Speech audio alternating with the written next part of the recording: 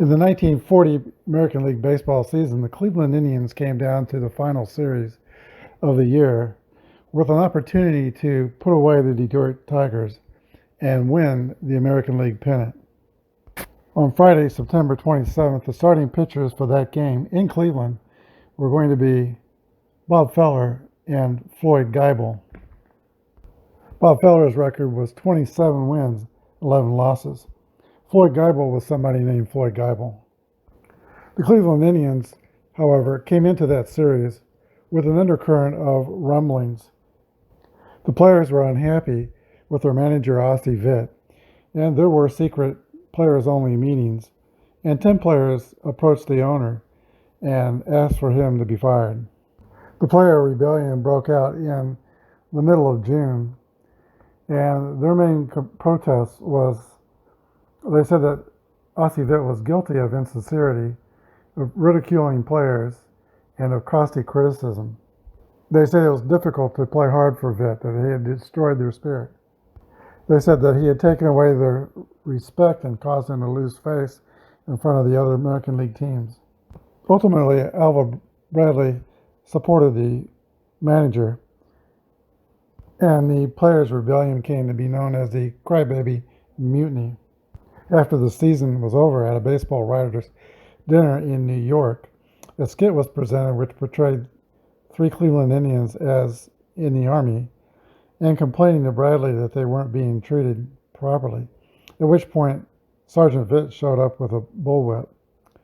So Ossie Vitt his contract was not renewed after the 1940 season, and Roger Peckinpah was hired to head up the Cleveland Indians in 41. So on Friday, September 27th, Bob Feller lost to Floyd Geibel 2-0, and that killed their chances to win the American League pennant. This was the last game that Floyd Geibel would ever win in the major leagues. Today in Cleveland Municipal Stadium, the Cleveland Indians have a chance to turn all that around and win the American League 1941 tournament as they take on the Chicago White Sox.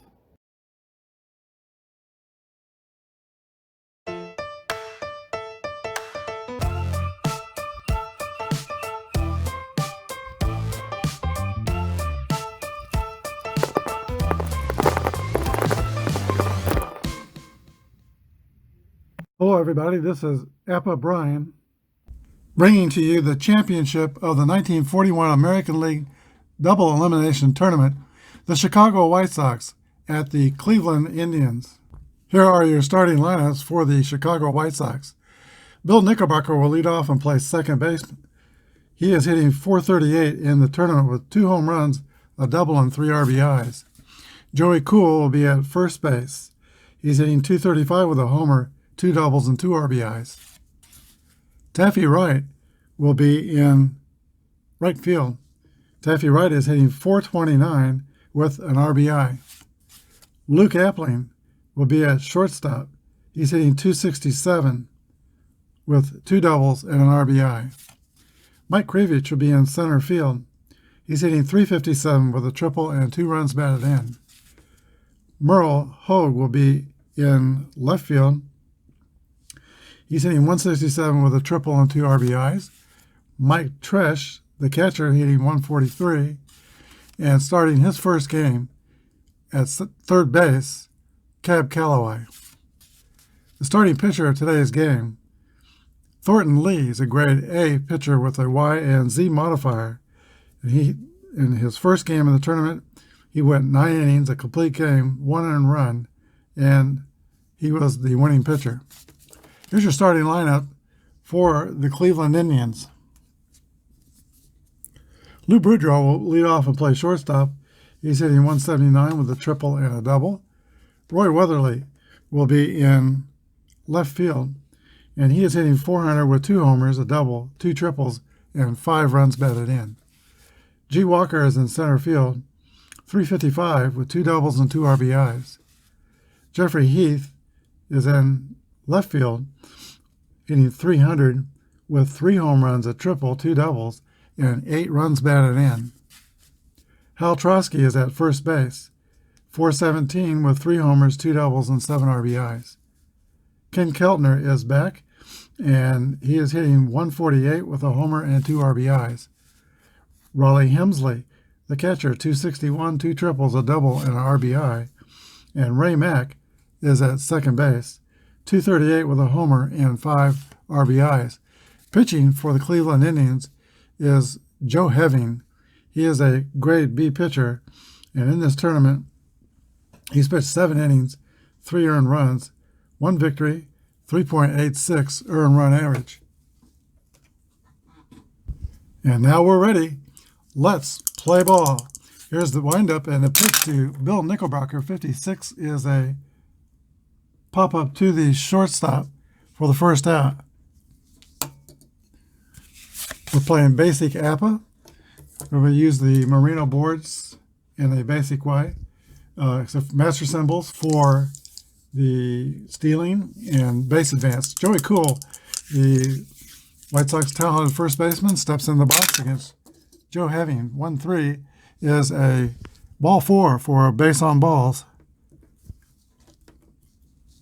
And Joey Cool is the first base runner of the game. Taffy Wright will step in the box. Here's the pitch by Heving.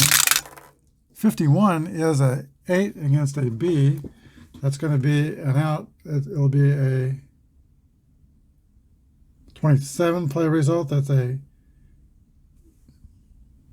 5-4-3 double play, as Ken Keltner is a column 1 third baseman.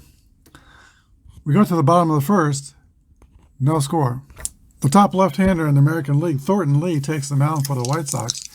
Here's the pitch to Lou Boudreau. 42 is a base on balls.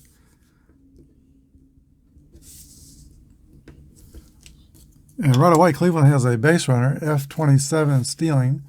Roy Weatherly is the batter. 41 is a 28. That would be a ground ball to Luke Appling. He will throw the runner out at first, and Boudreau will be able to go to second, where there is 1 out.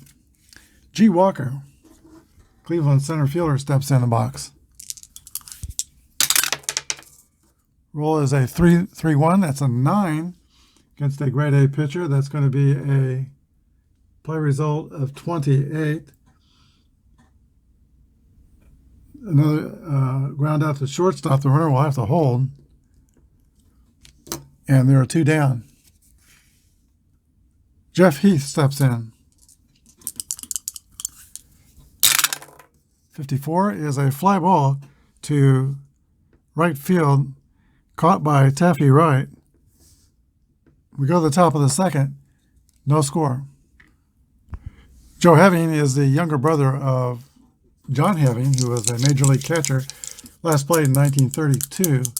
Heving is 41 years old. He is a veteran pitcher. He is pitching to Luke Appling, Mike Krivich, and Merle Hogue in the second inning. Here's a pitch to Appling. That's a base hit for Luke Appling.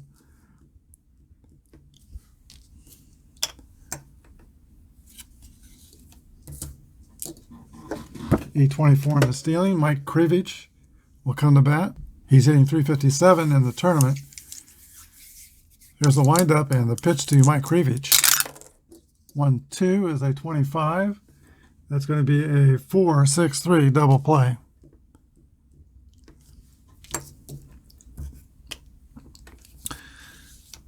Merle Hogue.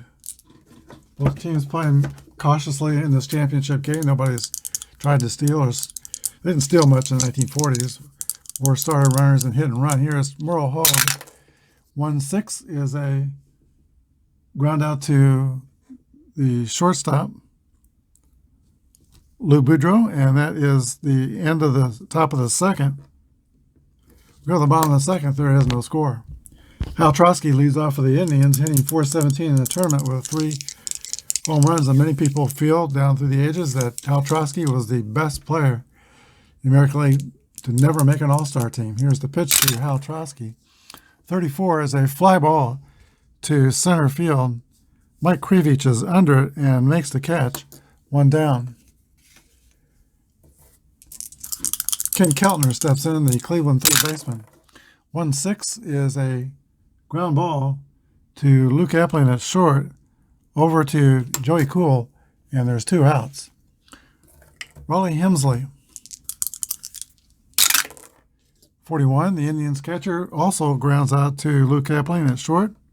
We go to the third, no score.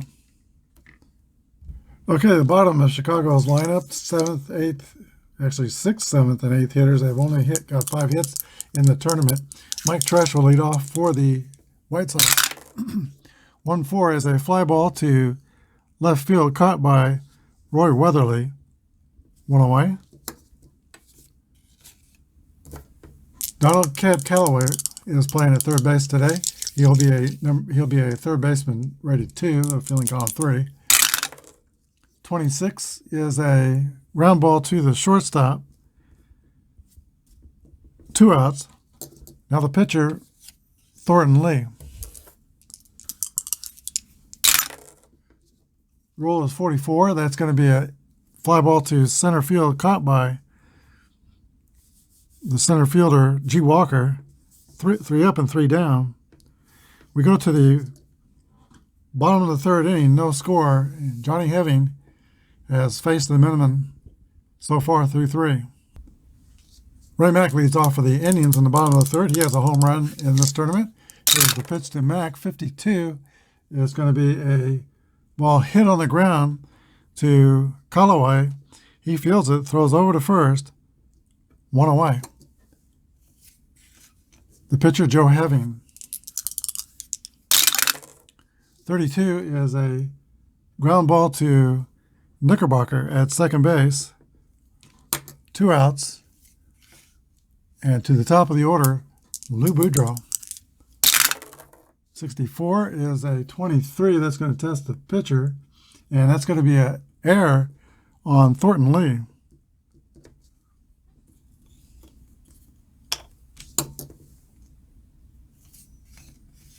F27 in stealing. Must deduct 5 if he tries to steal because of Lee's move to first is +2, Tresh is +3 to the catcher's advantage. So 11 through 44 will be his chance if he decides to take off. He does. Here's the pitch. The throw to second, 1-1. The throw to second is too wide for Appling to catch it, and Roy Weatherly will go to third on the error by the catcher. So Lou Boudreau, young shortstop for the Indians, have generated 2 errors on the White Sox in this sequence. 2 outs. Here's the pitch to Weatherly. 36 is going to be a fly ball to center field. Mike Krevich is under it and makes the catch. That's the end of the threat. We go to the top of the 4th. No score. So I mentioned that Johnny Heving is 41 years old as he pitches today. In 1942 through 1944, he was the oldest player in the American League. And in 1944, he was actually the only grandfather in the American League. Here is the pitch to Bill Knickerbocker. 33 is going to be a hit column roll. 1-3 is a 6. That's going to be a double, I believe. That's a double, leadoff double for Bill Knickerbocker. That brings to bat Joe Cool, who in 1940, last year, hit 27 home runs. Here's the pitch to Joe Cool. 53 is a 19. That's going to be hit by pitch, unless he's HBO 0, and he's not. So Cool will go to first, plucked by Joe Heving. That brings the bat for the White Sox, a hot hitter, Taffy Wright, who's hitting an even 400 as we speak. Here's the pitch to Taffy Wright. 61 is a 40. That's an error on the second baseman, Ray Mack, and it's going to fill the bases full of White Sox with nobody out. Well, there are 78,000 fans in the seats today at Cleveland Municipal Stadium. But about 1 million butterflies, including amongst the players who've committed 3 errors already in these first 3 innings. Here's the pitch to Luke Appling. Cleveland, by the way, is playing their infield back. 34 is a 31. That's going to be a fly ball to center field. That's G. Walker out there. Makes the catch. Let's check, roll, see how deep it's going to be. 4 is medium depth. 51 plus Knickerbocker's speed, which will bring it to 82. Subtract 29 for G. Walker's arm. Not the best arm in center field, but 82 from 29. It was plenty deep to score the runner without a throw. The White Sox take a 1-0 lead. With one out, Mike Creevy steps in the box. Rolled into a 4-6-3 double play his first time up. Here's the pitch from having 1-3 is a ball 4. Once again, loading the bases. And a lot of Having's trouble here in the 4th inning is self-inflicted. Merle Hogue will step in the box. Cleveland's infield will play back. Can Merle Hogue put a dime in the merry-go-round? Here's the pitch. 51, that's a 9 against the B pitcher. That is a base hit. Everybody's going to move forward 90 feet. That score is cool. White goes to third. Krevich to second. On the RBI single by Merle Hogue, it is 2-0 Chicago. Mike Tresh gets a chance to keep the merry-go-round going. Here's the pitch. 33, that's a 7. That's a hit. Runners will go, the second and third will score. Wright scores. Krevich scores. 2 RBIs for Tresh. And Merle Hogue will go to third. First and third, only 1 out, and now 4-0 Chicago in the 4th. Still only 1 out. Cleveland's infield still playing back, hoping for the double play. Here's the pitch to Callaway. 55. That's an 8 against a B. And that is another hit. Hogue scores, and Tresh will go to third. 5-0 Chicago. And we've got to reduce Having's pitching grade to C. Timeout. Cleveland Indians will bring in a new pitcher, Joe I can't pronounce it. Krakowskis.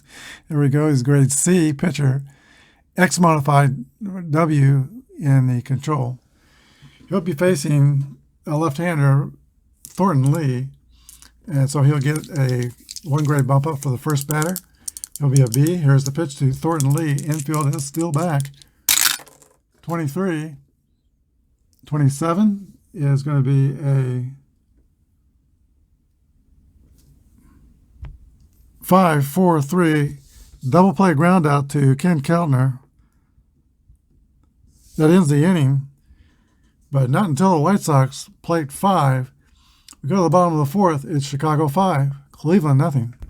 Okay, Cleveland fans are telling one another it is early, and the Cleveland Indians have been scoring a lot of runs in this tournament, but they're facing one of the very best left-handers in Thornton Lee. Here is G. Walker to start off the bottom of the 4th. 63 is a fly ball to Mike Krevich in center field, 1 down. Jeffrey Heath. 45 is a base on balls.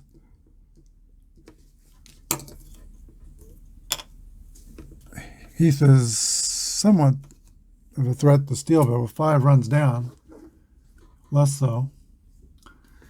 Hal Trotsky steps in the box. 45 is a 2 balls and no strikes. Here's the pitch to Trotsky. 63 is a fly ball to Mike Krevich in center field. That's 2 outs. And Ken Keltner,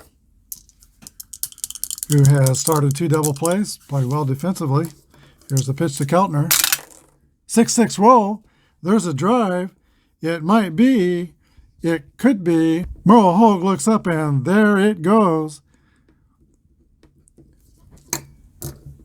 5-1 Chicago now. Here it is with 2 outs. Raleigh Hemsley. 5-2, excuse me, there was a runner on base.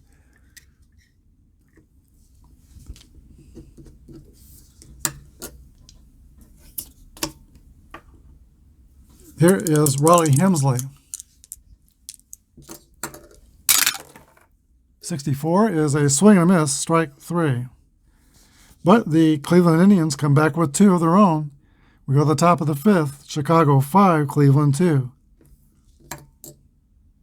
White Sox batted around in the 4th, so we're back at the top of the order. Bill Knickerbocker started off that 4th inning with a double. Krakowskis is on the mound for Cleveland. Here's the pitch, 22. That's an 8 against the C pitcher. That's going to be a base hit. So here's Knickerbocker trying to start trouble again. Joey Cool comes to bat. He's on left-handed hitter. They're going to start the runner and hit and run. 6-6 roll. That's a hit column roll. 53 is a 6. That's a double to right field, and Knickerbocker will score from first base.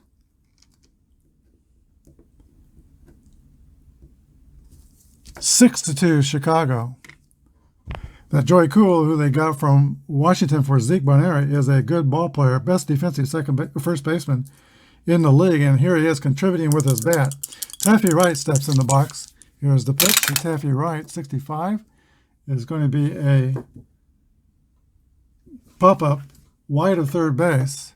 Nope, it's not. There's a double W modifier that's going to be a base on balls. So Wright draws a walk. Runners are first and second. Nobody out for Luke Appling, the shortstop. Luke Appling is 5 for 16 in the tournament. Here's the pitch to Luke Appling. 36 is a base on balls. Bases will be loaded again for the White Sox.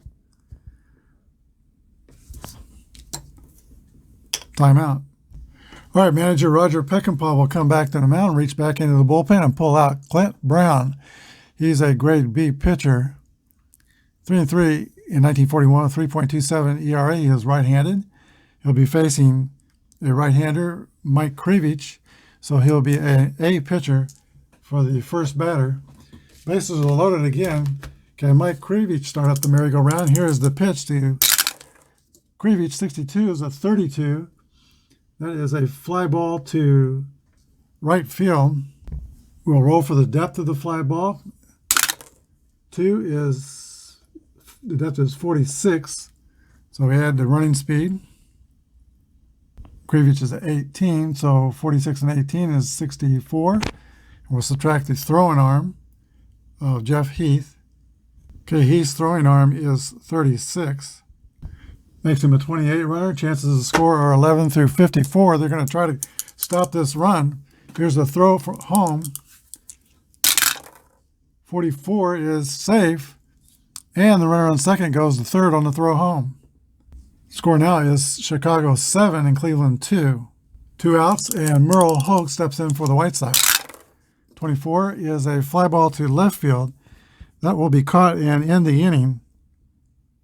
Or excuse me, there's only 1 out. So check the depth on that. That's a 4. The depth will be 52. White's speed is 15, so 67. And then the arm of the left fielder is Weatherly, 30. 67 be 37. That's going to be a score automatically. And that makes the score of the Indians 8. Or excuse me, the White Sox 8 and the Indians 2. Mike Tresh is the batter. 1-2 is a 25. That's going to be a ground ball to second base, 4-3. 3 outs. But the White Sox score 3 more times. We go to the bottom of the 5th inning, Chicago 8 and Cleveland 2. Well, because of Cleveland's offense, I have not yet said the horse is out of the barn, but 3 hooves are in freedom, and most of the hind leg is empty. Ray Mack will lead off, the Cleveland second baseman. Here is Thornton Lee's pitch to Ray Mack, 21. That's a ground ball to third base. Handled by Callaway. Throw over the first. There's one away. Clint Brown will remain in the game, and they'll probably go as long as they can with him. But there's it's not very far, though. It is two in the parenthesis before he reaches his point of weakness. Now, I wonder, that's got to be a mistake. But he is a reliever. Will probably not go more than 2 innings. The problem is the rest of Cleveland's bullpen or D pitchers. Here's the pitch to Clint Brown, 26, is a strikeout, 2 away.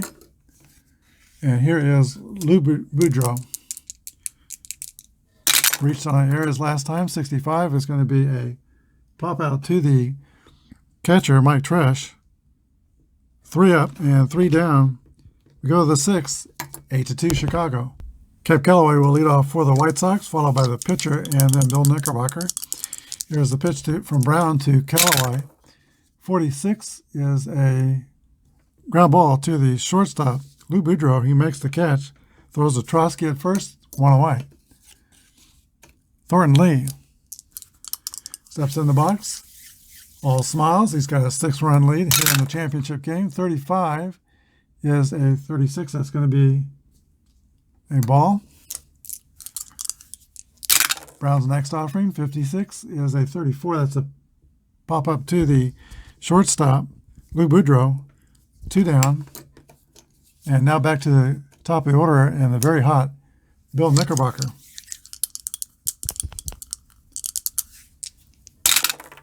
26 is a ground ball to third base.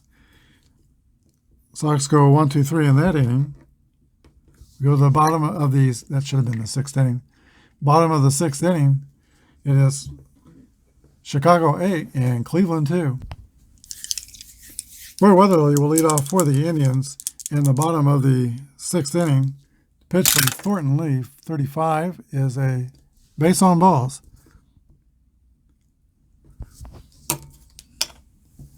Weatherly showing patience, knowing the Indians need base runners. And a lot of them. Here's G. Walker. 24 is a fly ball to left field. Caught by Merle Hogue, 1 away. Jeff Heath. 46 is going to be a fly ball to right field. And that's caught by Taffy Wright. 2 outs. Hal Trosky. 0 for 2 today. 26 is a fly out to Taffy Wright. We go to the 7th inning, 8-2 Chicago. To pitch the top of the 7th inning, the Cleveland Indians will bring in a new pitcher, Steve Gromek, grade D pitcher, X and Y strikeout modifiers. He'll be pitching to Joey Cool. 45 is a base on balls. Cool has been walked twice, doubled, and been hit by a pitch. Taffy Wright.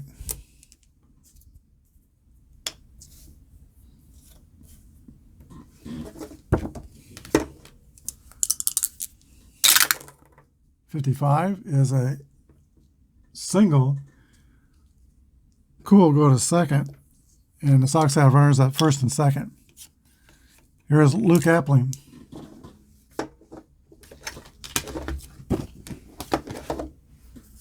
Nobody out. Here's the pitch.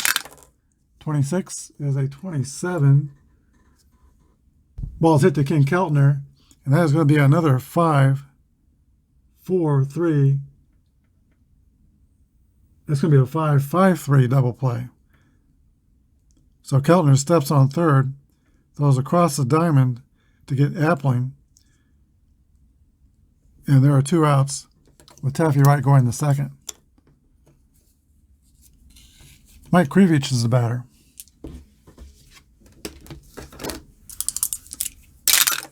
.62 is a fly ball to right field, caught by Jeff Heath.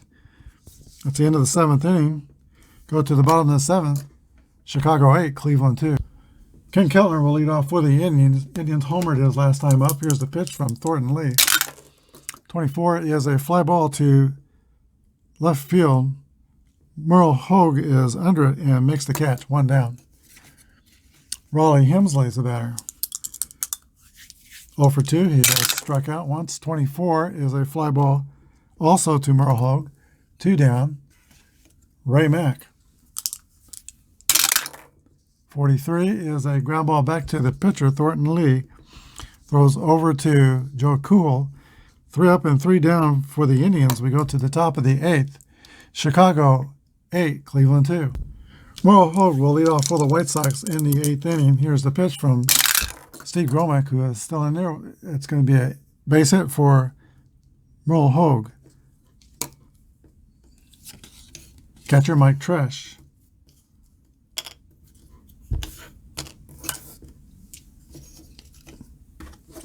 No outs. 1-3 is a base on balls. And the Sox have had a ton of base runners in this game. Kemp Callaway is the batter, first and second. Callaway is 1 for 3 on the day. Here's the pitch. 22 is a 7. That's going to be a single. And the other runner will go to third. Hogue will score. And it is 9-2, Chicago.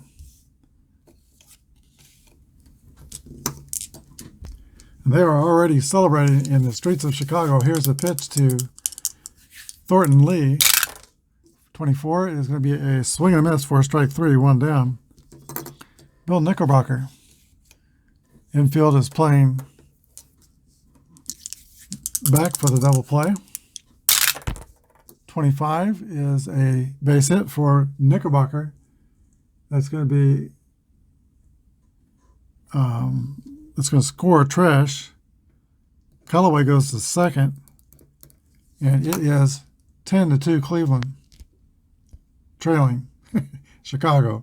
And that can only mean that Chicago has put a lot of crooked numbers and altered the scoreboard. It is now 10-2. Here's the pitch to Joey Cool. 56 is a, let's see, 34 play result. That's going to be a pop out to Ken Keltner at third. So a fine game defensively, but small consolation. Taffy Wright. 52 is a ground out to Keltner at third. We go to the bottom of the 8th inning. Chicago White Sox 10, Cleveland Indians 2.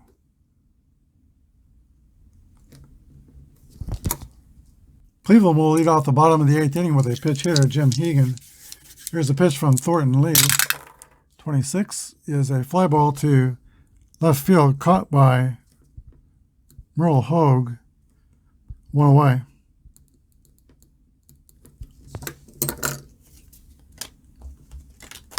They'll bring up top of the order and Luke Boudreau. Here's the pitch for Boudreau. 64 is a 23. That will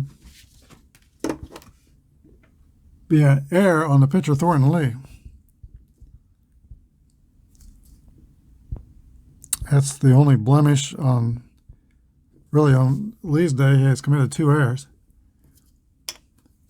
1 out. Boudreau's at first. Roy Weatherly.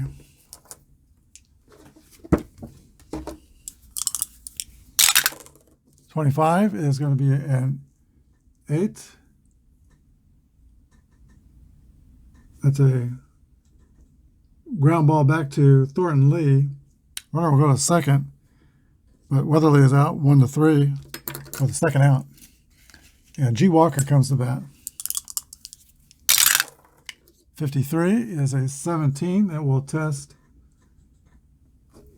let's see, the right fielder, who is Taffy Wright. That's going to be an error. And Boudreau will go to third.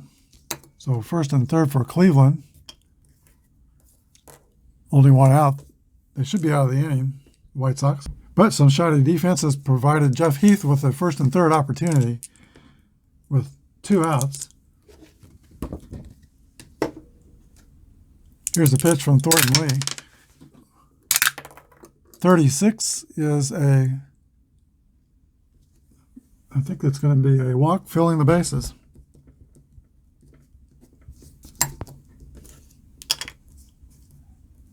That is a base on balls. Okay, the Sox are going to make a change here. They're going to bring in Johnny Humphreys. He is their top reliever. 4-2 with 1.84 ERA. He's not going to get the bump up pitching to Trny, who is a left-handed batter. But comes in with an 8-run lead. Bases are loaded with only 1 out. Here's the pitch to Hal Trny. 23 is a 26. The infield's playing back.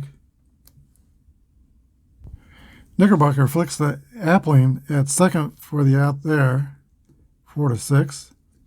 Walker goes to third, and Boudreaux scores on the fielder choice. So it's now 10-3.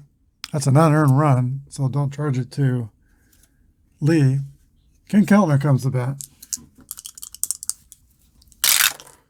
1-1 roll. That's a hit column roll for Ken Keltner. Already has a home run on the day. 46, that's a double. And that will score 2 runs. Walker scores. Trny scores from first on the 2-run double by Ken Keltner. And it is 10-5 in the bottom of the 8th inning. The lead is cut in half. The Cleveland catcher, Raleigh Hemsley, steps in. 22, that's going to be a 7. That's a base hit. That will score Keltner. It is 10-6. And with Raymond Mack coming to bat, the Indians will have batted around exactly what they needed here in the 8th inning. Here's the windup and the pitch from Humphreys to Mack. 63 is a fly ball to center field. It is taken in by Mike Krivich. But the Indians score 4 times in the 8th. Score is White Sox 10, Indians 6. Melvin Chief Harder will come in and pitch the 9th inning for the Cleveland Indians. He is a grade D pitcher, no modifiers. He's going to have to find some way, somehow, to hold the line if the Indians are going to have any chance at all in this championship game. Here's the pitch to Luke Appling. 63 is a fly ball to center field caught by G. Walker. 1 down. Mike Krivich. 22, that's going to be a single. First hit of the day for Krivich. He has an RBI and has scored a run. 1 out. 1 on first. Krivich has good speed. If he tries to steal, he'd be safe. 11 through 52. Merle Hogue is the batter. Harder moved to first is +1. He looks over at Krivich at first. Here's the wind and the pitch. There goes Krivich. He is safe at second with a stolen base.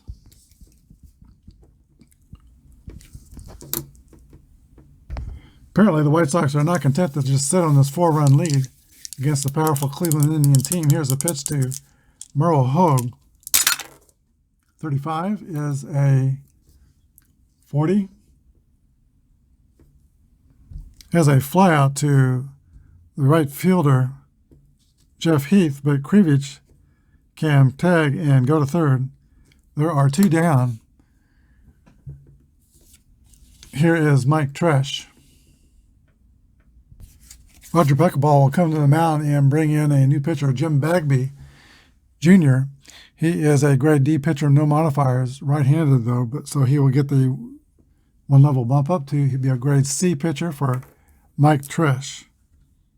Runners on third, 2 outs. He is going to pitch to Trish. 62 is a fly ball to right field. Jeff Heath is under it, makes the catch, and we go to the bottom of the ninth inning of this championship game. White Sox 10, the Indians 6. John Humphreys, 26 years old, out of Clifton Forest, Virginia, will come out to try to seal this deal for the White Sox in the ninth inning. He'll remain in there. All right, Lou Boudreau, the top of the Cleveland order, Roy Weatherly, and then G. Walker. Here's the pitch to Lou Boudreau in the bottom of the ninth inning, 6-4. That's going to be a 23. That will be an error on the pitcher, Johnny Humphreys. And the White Sox have had a ton of trouble fielding the pitching position today. That's the third error by a White Sox pitcher. Lou Boudreau's the runner at first, nobody out. F27, stealing. Humphreys is a 0 in holding. Tresh is -3, I believe. Yep, or +3. So his chances to steal second are 11 through 24. Let's see, 46. 11 through 46.